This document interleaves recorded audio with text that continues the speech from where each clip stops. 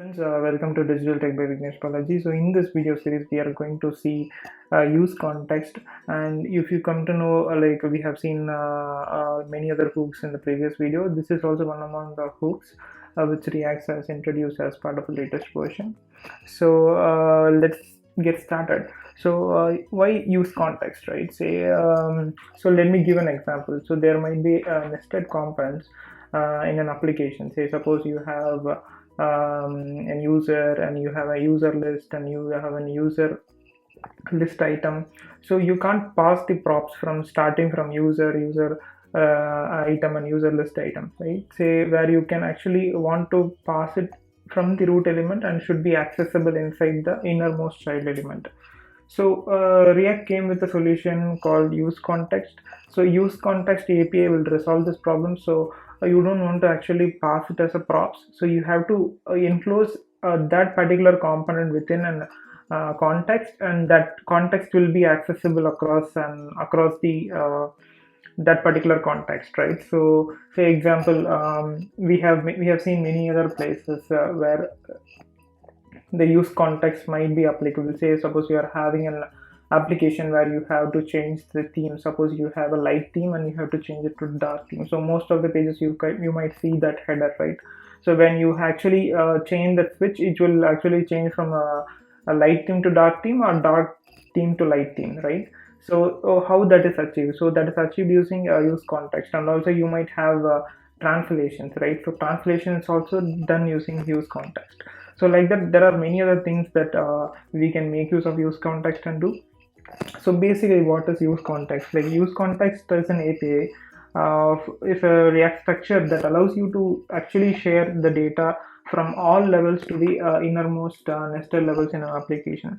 So there are things like where you can actually create a context using create context, and also you can actually enclose that particular components which want to access those contexts, right? You have to enclose that within context.provider, and you have to provide those values.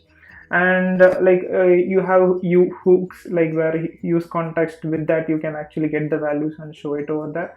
So these are the things that our use context provides. So let me give you an example, practical example, where we can actually use and use context.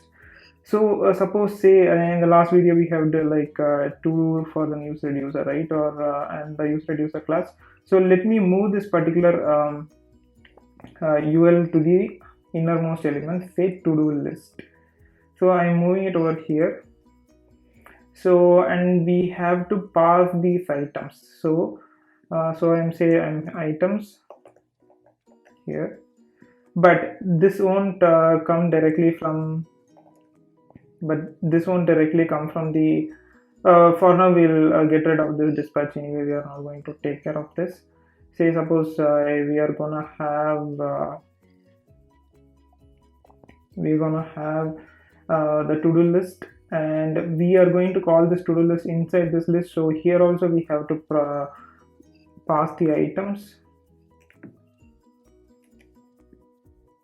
So I'm going to run this. I'm not going to run this code anyway. So in the next video we'll see how to run the sample code, and I'm just showing you guys how to do it, how this particular use context is applicable in this kind of scenarios.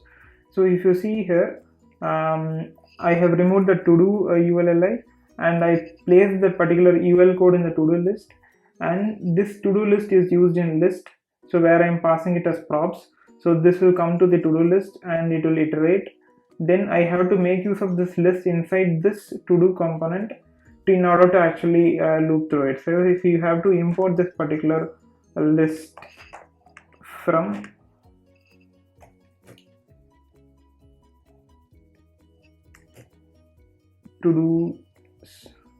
list/list. So and then here within this to do div we have to pass this. So same items, and we have the same name items.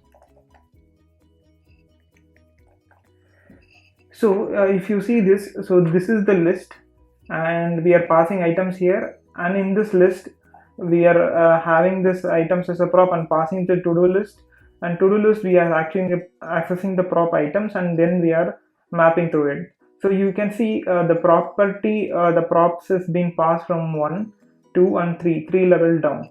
So there might be a case where you have to pass innermost level as well. Like if there, in this case we have only three level of passing the prop. There might be a scenario where if you have to pass it to like 10 level, so that is not practically possible, and it will be kind of a overhead for you to pass it to the innermost level, and it is like an unwanted code that you are gonna use, right? So this is also one of the use case where you can actually use the use context, right?